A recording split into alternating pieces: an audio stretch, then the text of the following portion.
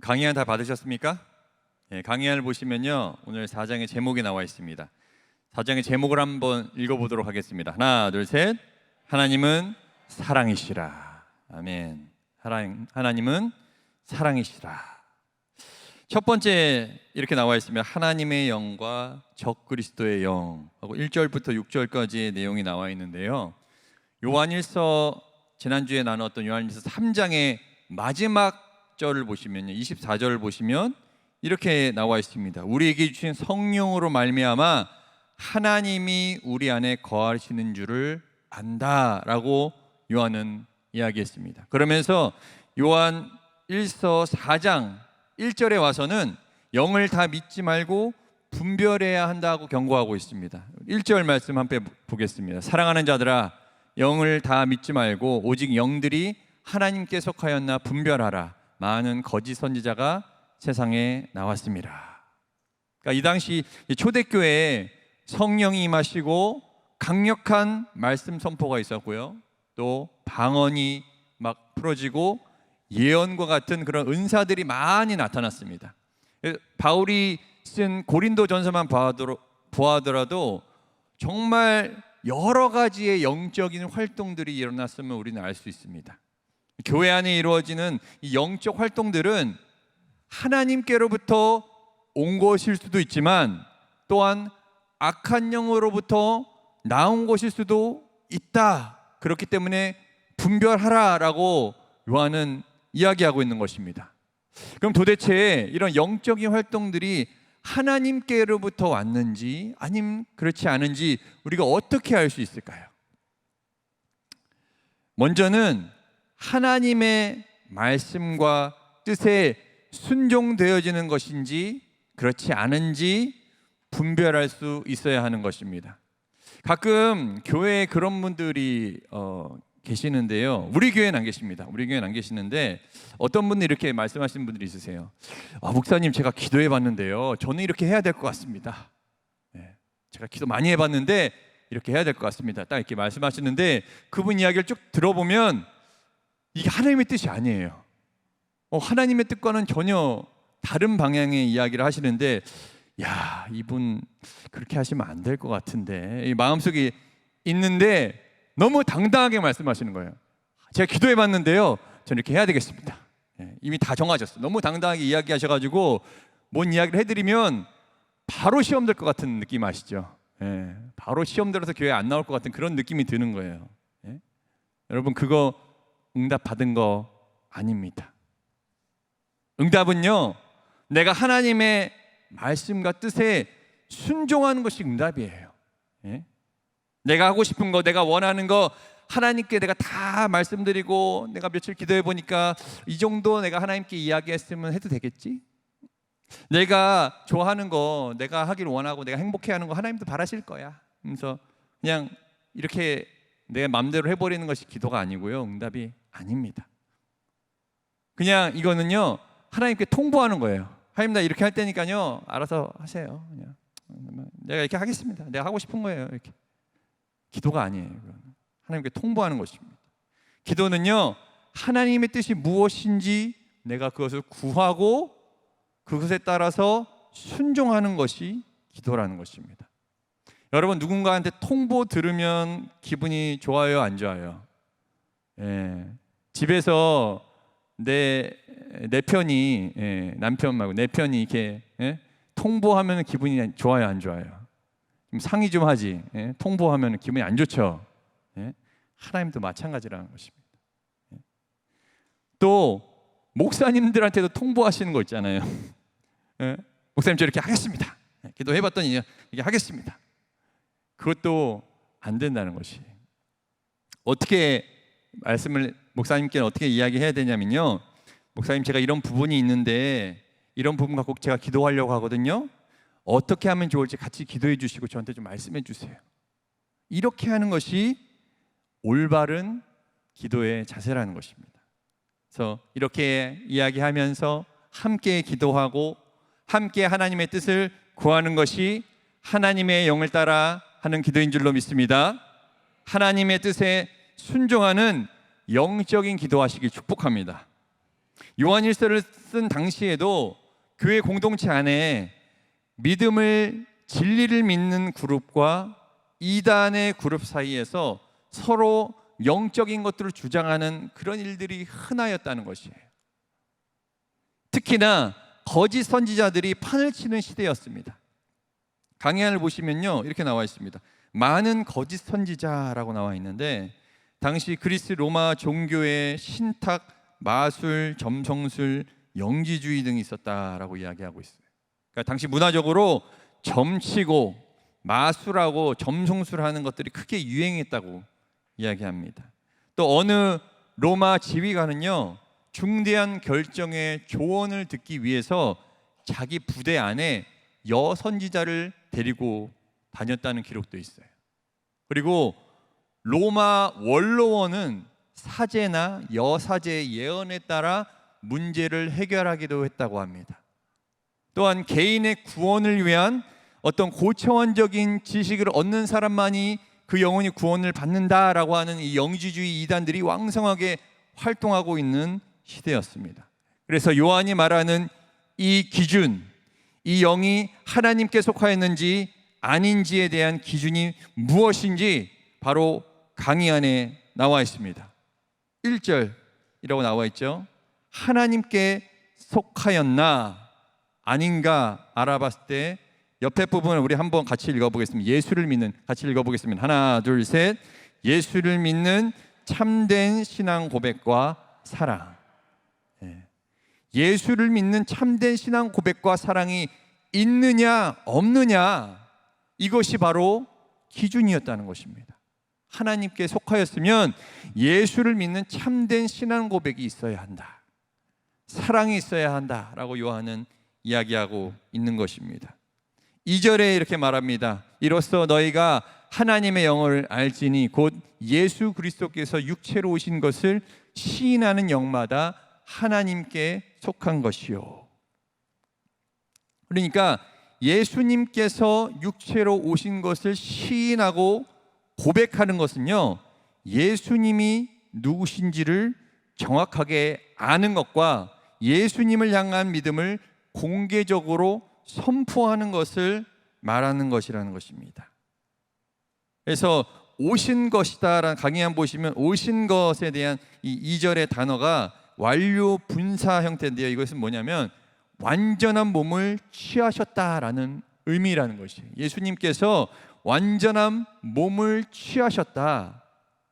그래서 이 영지주의 이단이 이야기하는 가연설에 대한 것을 반대로 증명하고 있었다라는 것입니다. 이단들은 항상 예수님에 대한 지식을 흩어져 놓는다는 것이에요.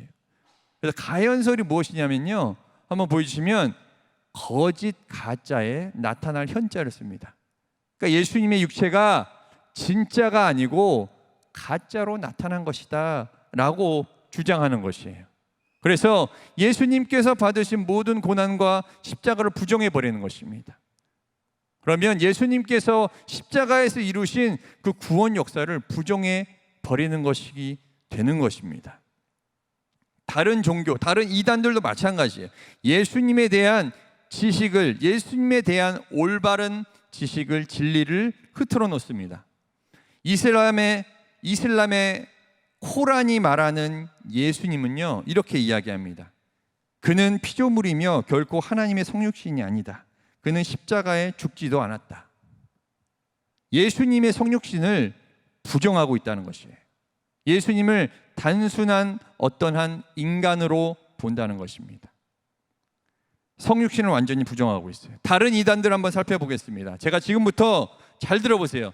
신천지, 안상홍 하나님의 교회, 여호와의 증인, JMS, 이런 이단들이 어떻게 예수님을 부정하는지 제가 정확하게 알려드리겠습니다.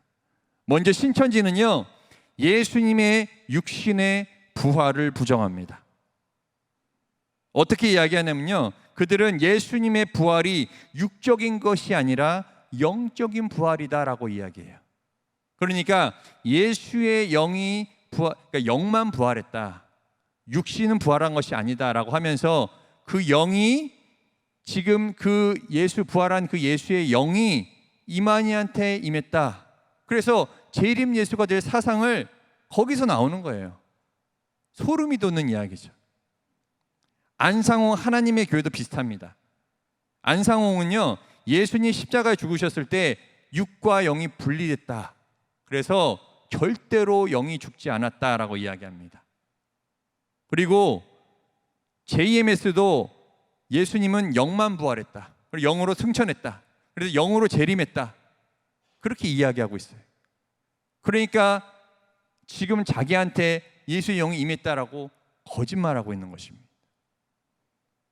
여호와의 증인도 마찬가지예요. 영만 부활했다고 말합니다.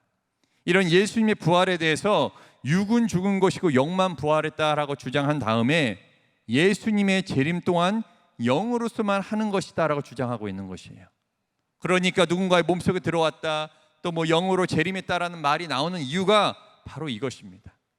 예수님께서는 육도 영도 십자가에서 완전히 죽으신 다음에 육과 영도 같이 부활하셨습니다. 그래서 예수님께서는 그 육신도 그 영혼도 같이 승천하셨다는 것이에요. 그리고 예수님 다시 오실 때는 그 영광의 몸으로 그 영광의 영으로 함께 이 땅에 임하실 것입니다. 이단들은 이 예수님을 부정하고 예수님에 대한 거짓된 가르침을 계속 이야기하면서 속이는 적그리스도라는 것입니다. 3절은 이야기합니다. 예수를 시인하지 아니하는 영마다 하나님께 속한 것이 아니니 이것이 곧 적그리스도의 영이니라. 오리라 한 말을 너희가 들었거니와 지금 벌써 세상에 있느니라. 강의안을 보시면요, 3절 적그리스도라고 나와 있습니다. 사탄은 우리에게 어떻게 하는지 예수님에 대해서 모르게 하고 잘못 알게 하고 또 속이려고 각종 수단을 방법을 가리지 않고 있다라는 것이에요. 사탄은 사람을 속이려고 수단과 방법을 가리지 않는다. 사랑하는 성도 여러분, 예수님만 똑바로 알아도 절대 이단에 빠질 수 없는 줄로 믿습니다. 그러니까 예수님이 누군지 똑바로 아는 것이 그만큼 우리에게 중요하다는 것입니다. 제가 새가족 교육을 담당하면서 하필 제가 예수님이 누구신가의 과목을 맡고 있습니다. 그런데 제가 예수님이 누구신지에 대해서 가르칠 때마다 제가 매달 가르치는 내용인데요, 그걸 매번 가르칠 때마다 막 저의 영이 막 살아나는 것이 막 느껴집니다. 예수님에 대해서 내가 막 같이 나누고 선포할 때마다 제 영이 막 살아나는 것이 느껴져요. 그리고 예수님에 대한 이야기를 들을 때, 이 세 가족들이 예수님에 대한 이야기를 들을 때 어떻게 반응하는지에 따라서 그분의 신앙 상태가 보인다는 것입니다. 이건 제가 여담인데요, 제가 군대에 있을 때 저는 인사과장이었거든요. 대대 인사과장이었습니다. 인사과장이 뭐냐면요, 신병들이 쫙 오면은 제가 한 명 한 명씩 이제 면담하고 중대로 보냅니다. 저희 이제 밑에 부대로 보내는데 딱 5분만 면담을 하면요, 이 신병이 군 생활을 어떻게 할지 다 그려지는 거예요. 신기합니다. 신기해요. 신병이 오면 제가 어떻게 하냐면, 처음에 막 신병 교육대에서 막 훈련받고 오면은 되게 막 군기 잡힌 척하고 막 아닙니다! 막 소리 지르고 막 엄청 군기 잡힌 척해요. 그래서 제가 아니 편하게, 원래 여기 와서 편하게 하는 거야. 자대 와서 편하게 하는 거야. 그렇게 하지 마. 자, 앉아. 편하게 하고 커피 한 잔 줄까? 커피 먹어. 하면서 커피 한 잔 쫙 타줍니다, 제가. 그러면 어떤 신병은 진짜로 편하게 해요. 진짜로 편하게 합니다. 예? 나중엔 단아까도 안 써요. 그렇고요. 제가 예? 진짜 편하게 합니다. 그럼 그 친구는 제가 앞으로 군생활이 어떻게 될지 딱 그려지는 거예요. 아, 얘는 조금만 편해지면 아주 그냥 난리가 나겠구나. 제일 힘든 곳으로 배치해요. 그래서 열심히 하라고.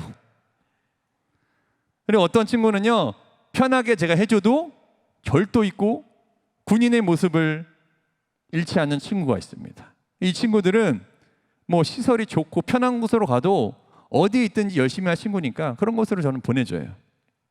아무튼 제가 예수님에 대한 이야기, 즉 설교 말씀을 들을 때 어떤 자세로 듣고 반응하는지에 따라서 그 사람의 신앙 상태가 나타난다는 것입니다. 말씀 잘 듣고 계시죠? 예, 듣고 계시죠? 다 보고 있습니다. 예, 다 보입니다. 예, 그래서 우리가 적그리스도, 사탄에게 속지 않으려면 올바른 성경 지식이 필요하다는 것이에요. 예, 우리가 성경을 잘 알아야 합니다. 말씀을 잘 들으셔야 합니다. 듣고 잃어버리지 않으려고 내가 노트도 해야 돼요. 쓰기도 하고, 또 어떤 분들은 유튜브로 다시 듣기도 하시면서 이 말씀을 계속 들으시고, 또 말씀을 또 읽으시고, 말씀을 또 묵상도 해보시고 암송도 하셔야 한다는 것입니다. 이걸 어떻게 하느냐? 내년 제자훈련부터 우리가 하게 될 줄로 믿습니다. 예. 그래서 이 말씀 훈련을 통해서 우리의 믿음이 더 단단해지는 거예요. 이런 이단의 시덥지 않은 말도 안 되는 소리는 더 이상 들리지 않게 되는 것입니다. 말씀을 모르니까 거기에 현혹되는 것이에요. 두 번째, 강의 안에 나와 있습니다. 올바른 성경 지식과 그 다음에 성령으로 충만해야 할 줄로 믿습니다. 그러니까 우리의 생각과 우리의 마음에 세상 것들이 아니라 하나님의 것들로 가득 차 있어야 한다는 것입니다. 그리고 마지막 세 번째는요, 건강한 공동체가 필요하다는 것입니다. 그래서 목장 모임이 중요하다는 것이에요. 제자 훈련 받을 때 소모임으로 우리는 이제 모이게 될 것입니다. 공동체 가운데서 서로의 신앙을 점검하게 될 것이고요, 그리스도의 사랑을 나누게 될 것입니다. 우리 4절 한번 같이 보도록 하겠습니다. 자녀들아, 너희는 하나님께 속하였고 또 그들을 이기었나니 이는 너희 안에 계신 이가 세상에 있는 자보다 크심이라. 아멘. 강의 한번 보시면 그들을 이기었다라는 것은요, 십자가에 죽으시고 부활하심으로 모든 악한 영들에 대해 승리하셨다라는 것이에요. 요한복음 16장 33절에 이렇게 말씀합니다. 요한복음 16장 33절에 이것을 너희에게 이르는 것은 너희로 내 안에서 평안을 누리게 하려 함이라. 세상에서 너희가 환난을 당하나 담대하라. 내가 세상을 이기었노라. 이 선언을 예수님께서 언제 하셨냐면요, 십자가에 달리시기 전날 밤에 예수님께서 이 선언, 이 승리의 선포를 하셨다라는 것입니다. 이것은 예수님께서는 십자가의 죽음을 넘어선 영광을 이미 보셨다라는 것이에요.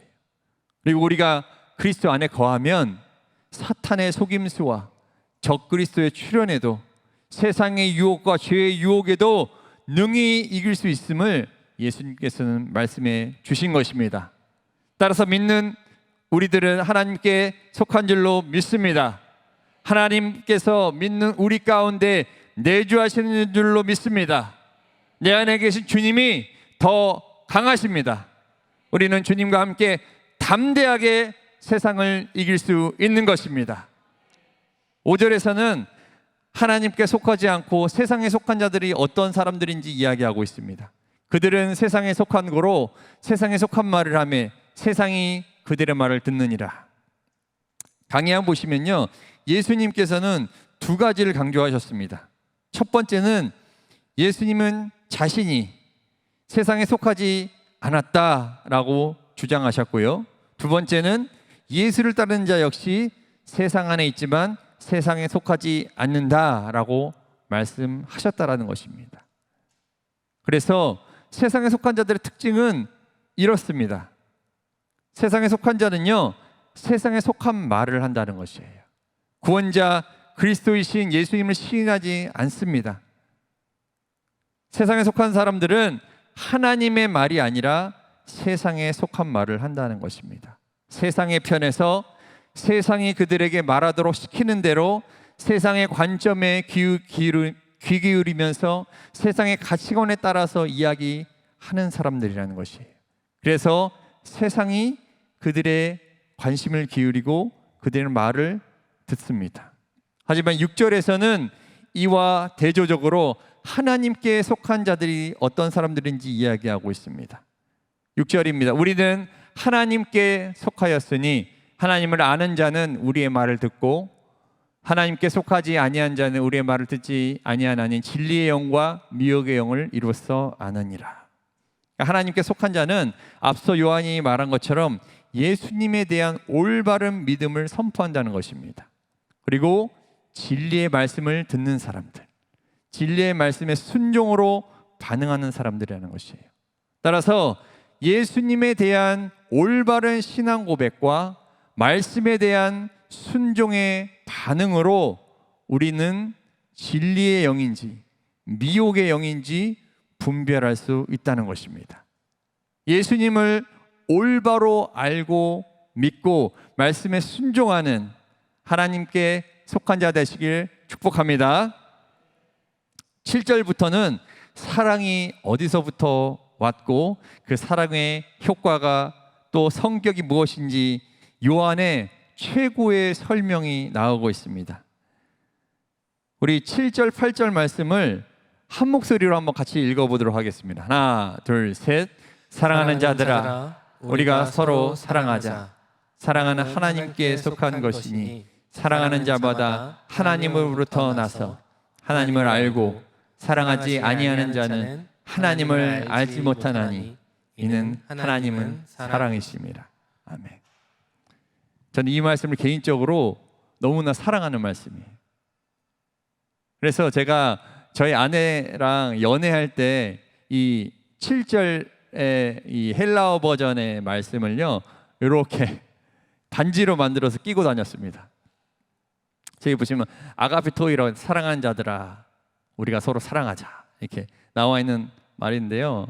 서로 막 미워하는 감정이 들 때마다 보는 거예요. 아, 사랑하는 자들아 서로 사랑하자. 아멘. 사랑이 어디서 왔다고 요한은 이야기하고 있습니까? 하나님께로부터 왔다. 강의한 보시면요, 사랑은 하나님께 속한 것이다 라고 이야기하고 있습니다. 사랑의 기원에 대해서, 사랑이 어디서부터 왔는지 이야기하고 있습니다. 사랑의 뿌리는 하나님께 있다라는 것이에요. 사랑은 하나님의 근본 속성이다 라고 이야기하고 있습니다. 하나님의 본성과 존재가 사랑이시고 모든 사랑의 근원은 하나님으로부터 나온다라는 것이에요. 따라서 하나님을 믿는 믿음과 사랑의 근본 속성인 사랑을 따로 떼놓을 수 없는 것입니다. 괄호 안에 무엇이 들어가겠어요? 믿음과 사랑은 분리할 수 없다라는 것입니다. 사랑과 믿음은 분리할 수 없다라는 것입니다. 하나님을 사랑하는 또 우리 가운데 서로 사랑하는 그 사랑과 하나님을 믿는 믿음, 예수 그리스도를 믿는 믿음은 서로 떼놓고 이야기할 수 없는 것입니다. 7절에 사랑하는 자마다 라고 이야기하잖아요. 사랑하는 자마다 하나님으로부터 나서라고 이야기하는데, 사랑하는 자마다 라고 이야기하는 것은 그 사람의 사랑의 태도뿐만이 아니라 사랑하는 자, 사랑의 실천을 의미한다고 이야기하는 것입니다. 요한은 그런 사랑이 하나님으로부터 왔고 하나님에 대한 지식을 갖고 있다라고 이야기합니다. 그러니까 사랑을 하고 있으면 하나님을 내가 알고 있다라는 것이에요. 그래서 사랑하는 자마다라고 표현한 이 표현은요, 모든 믿는 자의 삶에서 사랑이 얼마나 중요한지 강조하고 있다는 것입니다. 제가 새벽기도 때 시편에 나온 하나님의 사랑 헤세드로 말씀드린 적이 있습니다. 다시 한번 우리 해볼까요? 헤세드, 가래 끓는 소리가 나야 된다고 말씀드렸어요. 제가 신학교에서 그렇게 배웠습니다. 가래 끓는 소리 나야 된다. 헤세드, 헤세드.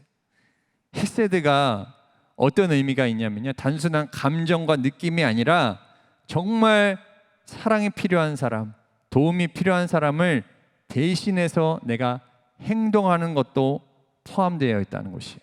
그러니까 어떤 감정이나 느낌이 아니라 행동이라는 것입니다. 하나님께서는 행동으로 우리를 사랑해 주셨습니다. 여러분 서로 사랑하십니까?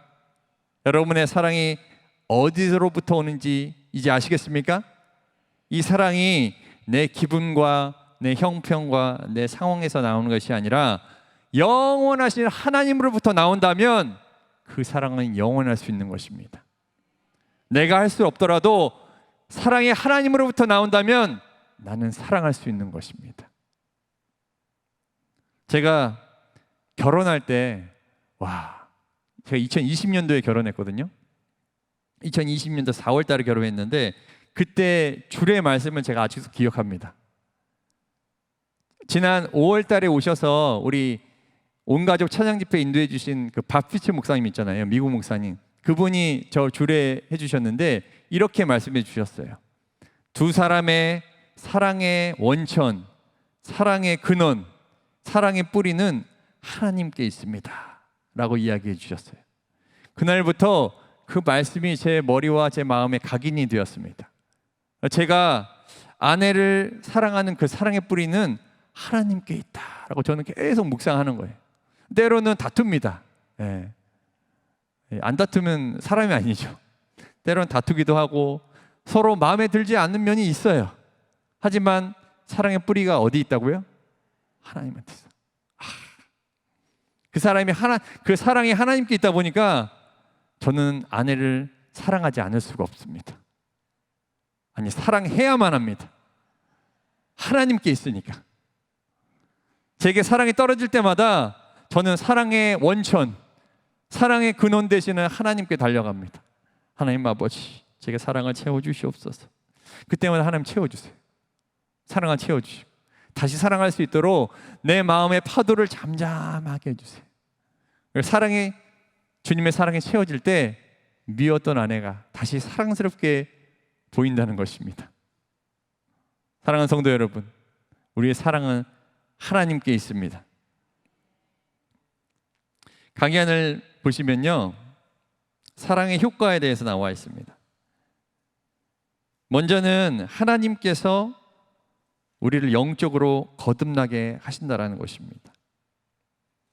나는 그런 인간이 아닌데 거듭나게 하신다는 것, 사랑할 줄 아는 사람으로 다시 태어나게 하신다는 것입니다. 그리고 그 사랑의 효과는 내가 하나님을 알게 되는 것입니다. 하나님이 어떠한 분이신지, 하나님의 뜻이 무엇인지 내가 사랑을 통해서 알게 된다는 것입니다. 우리 8절 말씀 다시 한번 읽어보겠습니다. 하나, 둘, 셋. 사랑하지 아니하는 자는 하나님을 알지 못하나니 이는 하나님은 사랑이십니다. 하나님의 본성이 사랑이기 때문에 하나님을 알면 반드시 사랑할 수밖에 없습니다. 사랑의 하나님과 그 관계 안에 있으면요, 사랑하는 사람으로 변화될 수밖에 없다는 것입니다. 사랑이 없는 것은 하나님을 믿지 않는 것이다. 하나님을 생각할 수도, 하나님을 이해할 수도 없는 것이라고 성경은 이야기하고 있는 것이에요. 9절에서 하나님의 사랑이 우리에게 어떻게 나타나셨는지 정확하게 이야기하고 있습니다. 하나님의 사랑이 우리에게 이렇게 나타난 바 되었으니 하나님이 자기의 독생자를 세상에 보내심은 그로 말미암아 우리를 살리려 하심이라. 하나님의 사랑이 우리에게 이렇게 나타났다. 그 독생자를 세상에 보내셨는데 우리를 살리기 위해서 보내주셨다라고 말씀하고 있습니다. 강해안 보시면요, 우리를 살리려 하심이라 라는 이 말씀의 뜻은 그리스도를 믿음으로 받은 생명과 타인을 향한 사랑을 연결시켜 놓으신 것입니다.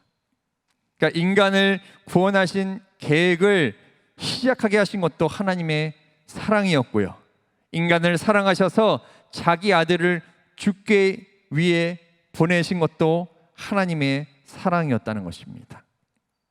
그래서 인간은 원래 불순종함으로 육과 함께 영도 영원히 죽게 되어 있는 것인데 그 아들 그리스도를 통해서 우리의 영혼을 사망에서 생명으로 옮겨 가셨다라는 것이에요. 그래서 예수님의 죽음과 부활을 통해 우리는 예수 안에서 영원히 살 수 있게 하신 것입니다. 여러분, 영생을 가지셨습니까? 그 영생 안에서 누리시길 축복합니다. 10절입니다. 10절 말씀 한번 같이 읽어보겠습니다. 하나, 둘, 셋. 사랑은 여기 있으니 우리가 하나님을 사랑한 것이 아니요 하나님이 우리를 사랑하사 우리 죄를 속하기 위하여 화목 제물로 그 아들을 보내셨습니다. 아멘. 강해한 보시면 이렇게 나와 있습니다. 사랑을 보여주신 하나님의 방법, 사랑은 여기 있으니. 이 말 뜻은 무엇이냐면 봐라, 이것이 바로 사랑이다. 이것이 바로 사랑이다. 이렇게 말씀하시는 거예요. 이것이 바로 사랑이다. 너희가 하나님 사랑한 것이 아니라 하나님이 너희 사랑하신 것이다. 사랑은 사람이 스스로 시작한 것이 아니라는 것이에요. 사랑을 시작하고 지탱하는 것은 오직 하나님께서 하신 것이라고 이야기하고 있는 것입니다. 그래서 하나님의 사랑을 받아들이고 표현할 수 있는 길은 무엇이느냐? 땡땡으로 땡땡뿐이다 라고 나와 있는데 무엇으로 무엇할 뿐입니까?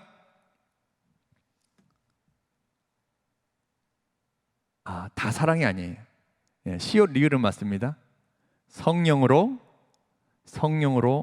거듭날 뿐이라는 것입니다. 우리는 성령으로 거듭나야지 하나님의 사랑을 받아들이고 하나님의 사랑을 표현할 수 있는 것이에요.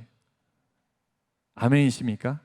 성령으로 거듭나야지, 내가 다시 태어나야지.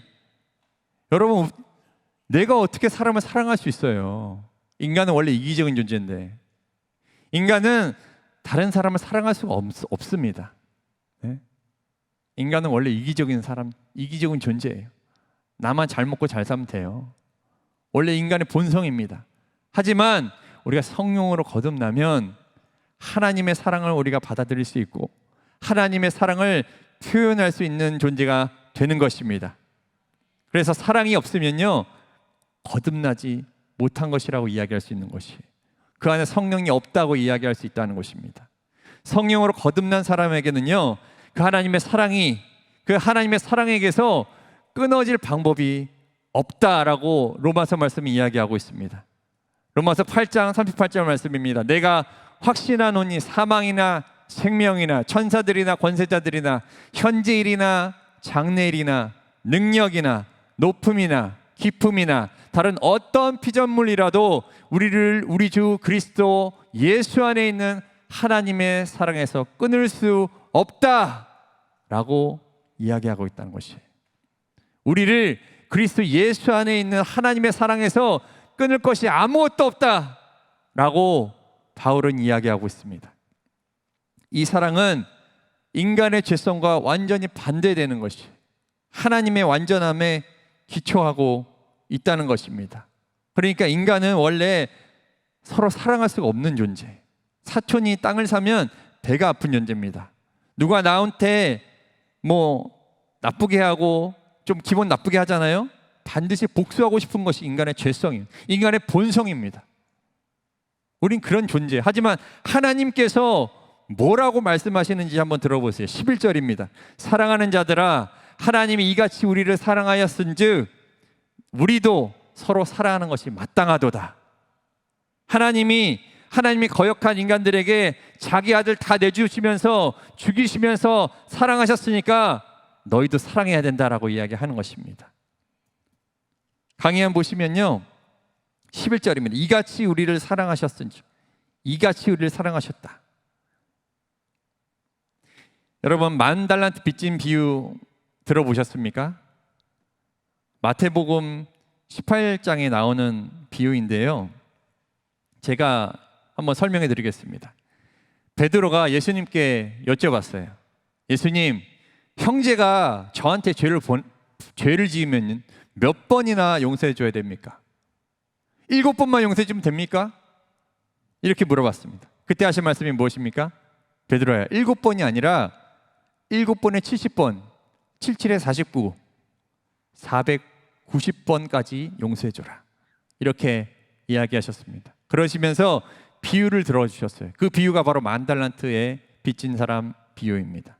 10,000달란트가 오늘날 우리나라 돈으로 환산하면요 6조 원 정도 됩니다. 6조 원. 여러분, 6조 원 갚으실 수 있으십니까? 6조 원 갚으실 분 여기 계십니까? 그분 너무 존경스러워가지고 6조 원 갚을 사람 없어요. 근데 6조 원을 그 돈 주인한테 빚졌는데 그 주인이 6조 원을 빚진 사람 보니까 너무 불쌍해 보이는 거예요. 좀 불쌍하다. 6조 원 내가 어떻게 갚겠냐. 내가 불쌍하다. 내가 불쌍해서 탕감해 줄게. 이렇게 탕감해 줬어요. 근데 그 사람이 탕감을 받고 나갔는데 자기한테 300데나리온, 그러니까 우리나라 돈으로 3천만 원 정도 됩니다. 3천만 원 빚진 사람이 딱 보이는 거예요. 저놈 저거 막 돌아다니네. 일로 와. 딱 붙잡아가지고 이제 막 한 번만 봐달라고 좀만 기다려달라고 빌고 비는데도 그 사람 끌고 가서 감옥에 쳐넣어버렸습니다. 근데 그걸 이 6조 원의 주인이 들은 거예요. 야, 진짜 못된 놈이구나 그놈. 그래서 야, 너 다시 와라. 다시 그 사람 불러다가 너도 똑같이 감옥에 들어가라 라고 이야기한 비유가 바로 예수님께서 하신 10,000달란트 빚진 자의 비유라는 것입니다. 마태복음 18장 33절에 이렇게 말합니다. 내가 너를 불쌍히 여김과 같이 너도 내 동료를 불쌍히 여김이 마땅하지 아니하냐 하고. 이 비유의 뜻이 무엇입니까? 하나님이 너 용서해 줬으니까 너도 용서해 줘라라는 말 아니겠습니까? 하나님이 사랑받을 자격이 없는 널 용서해 줬으니까 너도 사랑받을 자격 없는 사람 가서 용서해 줘라라는 말인 것입니다. 이걸 반대로 생각해 보면요, 내가 용서해 줬는데 너가 용서 안 해줘? 그럼 나도 너 용서 안 한다 라는 무서운 말씀이라는 것입니다. 내가 너 용서해 줬는데 너가 네 옆에 형제 용서 안 해줘? 나도 너 용서 안 한다. 무서운 말씀인 것이. 마태복음 10장 8절 말씀 이렇게 이야기합니다. 같이 한번 읽어보겠습니다. 하나, 둘, 셋. 너희가 거저 받았으니 거저 주라. 거저 받은 여러분, 거저 주시길 축복합니다. 공짜로 받은 사랑 공짜로 나눠주시라는 것입니다. 12절 말씀입니다. 어느 때나 하나님을 본 사람이 없으되 만일 우리가 서로 사랑하면 하나님이 우리 안에 거하시고 그의 사랑이 우리 안에 온전히 이루어지느니라. 강의한 보시면요 이렇게 나와 있습니다. 12절 하나님을 본 사람이 없으되 라고 나와 있는데 이것을 하나님을 직접 본 사람 아무도 없다라는 뜻이에요. 이걸 유식한 말로 하나님의 불가시성이라고 이야기합니다. 하나님 볼 수 없다. 하나님 보이지 않는다. 그러니까 하나님이 인격적인 존재이시지만 인간과 달리 영적인 존재이시기 때문에 우리가 볼 수 없다라는 것입니다. 그래서 십계명에서 명령하신 것처럼 눈에 보이는 어떤 것으로도 만들지 말라라고 이야기하신 것이에요. 하지만 하나님의 백성이 무엇을 통해서 하나님의 존재를 드러낼 수 있습니까? 하나님의 백성이 무엇을 통해서 하나님의 존재를 드러낼 수 있어요? 예? 이것도 시옷 리을인데 사랑. 하나님의 백성이 사랑을 통해 하나님의 존재를 드러낼 수 있다는 것입니다. 사랑 쓰세요. 사랑. 예. 우리가 서로 사랑할 때 사랑이신 하나님께서 우리 안에 거하시고 하나님의 사랑이 그리스도의 복음이 이 땅 가운데 우리의 사랑으로 나타나게 된다는 것입니다. 여러분, 그러면 회사에서 동료들한테 아니면 내 밑에 사람들한테 막말할 수 있습니까? 내가 하나님의 모습을 보여줄 수 있는 게 사랑인데 막말할 수 있어요? 내가 사랑으로 그 사람들을 격려해주고 사랑으로 대할 때 하나님의 사랑이 그 사람들의 눈에 보이게 된다는 것입니다. 가족끼리도 마찬가지죠. 100번 교회 가자 하는 것보다 사랑을 보여주시길 축복합니다. 사랑의 근원 되시는 하나님이 우리의 사랑을 통해서 그들의 눈에 보여지면요 하나님을 보고 교회에 오게 되는 것입니다. 서로 사랑함으로 하나님의 사랑을 나타내고 복음을 드러내시길 축복합니다. 13절 말씀입니다. 그의 성령을 우리에게 주심으로 우리가 그 안에 거하고 그가 우리 안에 거하시는 줄 아느니라. 믿는 자 가운데 하나님의 사랑을 표현하는 것이 중요한 것은요, 볼 수 없는 하나님을 볼 수 있게 하기 때문입니다. 그래서 강의 보시면 13절에 이렇게 나와 있습니다. 성령으로 말미암아 하나님의 존재와 사랑을 깨닫게 된다. 또한 우리가 하나님의 존재와 사랑을 깨달을 수 있는 통로는 성령으로 말미암아 볼 수 있다라는 것입니다. 로마서 5장 5절에 이렇게 말합니다. 소망이 우리를 부끄럽게 하지 아니함은 우리에게 주신 성령으로 말미암아 하나님의 사랑이 우리 마음에 부은 바 됨이니. 성령으로 하나님께서 살아계신 것과 하나님의 사랑을 우리는 알게 된다는 것입니다. 그래서 15절에 성령으로 예수를 하나님의 아들이라 시인하면 어떻게 되는지 이야기합니다. 15절입니다. 누구든지 예수를 하나님의 아들이라 시인하면 하나님이 그의 안에 거하시고 그도 하나님 안에 거하느니라. 강의 보시면요, 거하시고 거하느니라, 이게 무슨 이야기를 뜻하냐면 삼위일체 되시는 하나님의 사랑의 교제 가운데 들어가게 된다는 것을 말하는 것입니다. 그 교제의 축복, 그 거함의 축복은 예수 그리스도께서 누리셨던 아버지와의 영원한 교제, 풍성하고 유익한 특권을 의미한다는 것입니다. 예수님께서는 이 땅에 계실 때 언제나 아버지의 음성을 들으셨죠. 그리고 아버지의 사랑 가운데 거하셨습니다. 그래서 그 교제 안에 평안이 있었기 때문에 풍랑이 치는 그 바다, 저기 갈릴리 바다 이번에 성지순례 갔다 오신 분들 아시겠지만 그 물이 막 풍랑 친다 생각해 보세요. 거기서 잠을 어떻게 잡니까? 잠깐 저희 잔잔한 바다에서 배 타는데도 저는 조금 이거 잘못되면 어떡하지? 막 이런 생각이 들던데, 풍랑이 치는 바다에서 어떻게 잠이 옵니까? 근데 하나님과 교제 안에 그 안에 평강이 있는데 그 안에 거하시는 예수님은 그 풍랑 치는 바다에서도 주무실 수 있었다는 것입니다. 그 하나님과의 교제 안에는요, 풍성함이 있었기 때문에 5천 명이 밥을 먹어야 되는데 일단 안 치시고 그 보리떡 5개, 물고기 2마리 갖고 하나님께서 감사합니다. 예수님께서 하나님께 아버지 감사하나이다, 이렇게 기도하실 수 있었다는 것입니다. 그 안에는 평강과 풍성함, 축복이 있다라는 것입니다. 16절에 사랑 안에 거하는 자가 이 교제의 축복을 누릴 수 있음을 이야기하고 있습니다. 하나님이 우리를 사랑하시는 사랑을 우리가 알고 믿었노니 하나님은 사랑이시라. 사랑 안에 거하는 자는 하나님 안에 거하고 하나님도 그의 안에 거하시느니라. 하나님의 사랑이시기에 우리가 그 사랑 안에 거할 때 우리의 부족함은 풍성함이 되는 줄로 믿습니다. 그래서 다윗이 하나님과의 사랑의 교제 가운데 있을 때 여호와는 나의 목자시니 내게 부족함이 없으리로다, 그런 사랑의 고백이 나왔다는 것입니다. 17절입니다.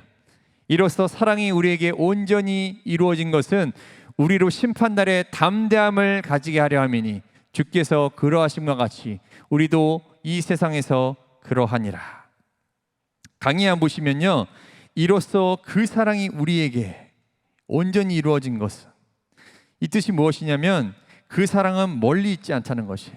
그 사랑은 멀리 있는 것이 아니라 그리스도 안에서 그 백성과 함께 친밀하고 인격적인 관계 안에 살아계신 하나님으로 말미암아 완성된다라고 이야기하고 있는 것입니다.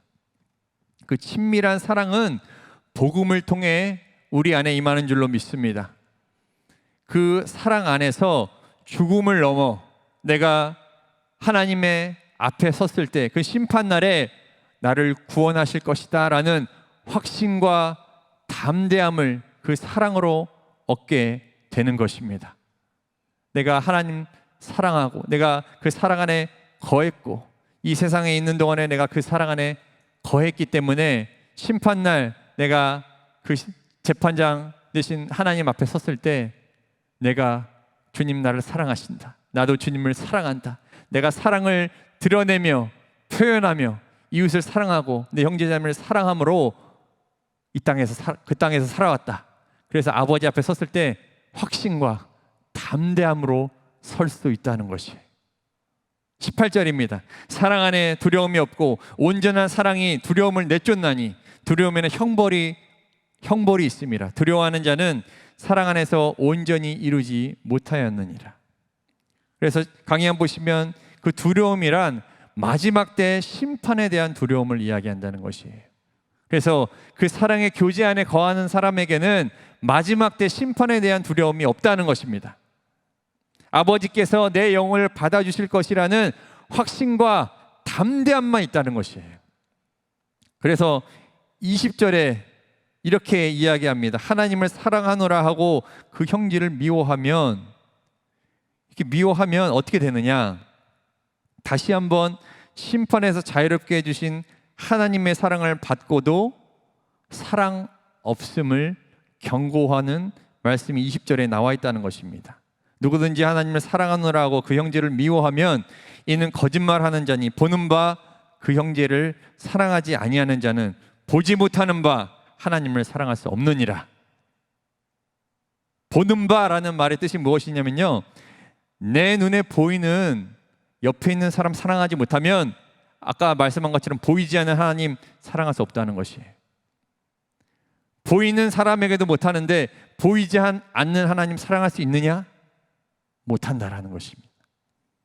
하나님을 위한 헌신과 예배 참석하는 거 다 좋습니다. 외적인 그런 행동들 잘 하시는 거 너무 좋아요. 하지만 사랑하지 못하면 그것은 아무 의미 없는 그저 연기하는 것에, 퍼포먼스에 불과하다는 것입니다. 예수님은 과부를 돌보지 않고 공개적으로 외식하며 기도하는 사람들을 이렇게 경고하셨습니다. 마가복음 12장 38절입니다. 예수께서 가르치실 때 이르시되 긴 옷을 입고 다니는 것과 시장에서 문안하는 것과 회당의 높은 자리와 잔치 윗자리를 원하는 서기관들을 삼가라. 그들은 과부의 가산을 삼키며 외식으로 길게 기도하는 자니 그 받는 판결이 더욱 중하리라 하시니라. 이렇게 말씀하셨다는 것이. 사랑하는 성도 여러분, 지금 내 눈에 보이는 옆에 있는 사람부터 사랑하시길 축복합니다. 하나님 사랑하신다고 하는 거 좋습니다. 그거 좋지만 내게 주신 가족, 내게 주신 목장 식구, 내게 주신 교회 리더, 내게 주신 담당 교역자, 내게 주신 담임 목사님, 교회를 사랑하지 못하면 보이지 않는 하나님 절대 사랑할 수 없다는 것입니다. 내가 교회를 사랑할 수 없고 목사님을 사랑할 수 없다면 불쌍한 사람이 되는 거예요. 왜냐하면 사랑하지 않는 사람들의 입에서 나오는 말씀을 내가 받지 못하기 때문입니다. 또한 주님의 말씀을 설명해주고 적용할 수 있도록 내게 조언해주는 사람들, 믿음의 사람들, 나를 위해서 기도해주고 함께 하나님 나라를 위해서 일해야 할 형제 자매들을 사랑할 수 없다면 우리는 성령으로 거듭나야 할 줄로 믿습니다. 성령으로 거듭난 사람은요, 사랑의 근본이신 하나님을 드러내는 사람들이기 때문입니다. 주 안에서 나의 형제, 자매를 사랑하고 또 세상에서도 사랑으로 그리스도의 복음을 전하는 사람이 진정 하나님께 속한 사람인 줄로 믿습니다. 이 세상은 점점 악해집니다. 사탄이 우리가 예수님을 알지 못하게 속이고 우리 영을 도둑질하려고 하고 우리를 죽이려고 정말 열심히 일하고 있습니다. 이럴 때일수록 우리는 더욱 뜨겁게 서로 사랑해야 할 줄로 믿습니다. 거저 받은 사랑, 거저 나눠주는 주의 자녀 다 되시길 주님의 이름으로 축복합니다.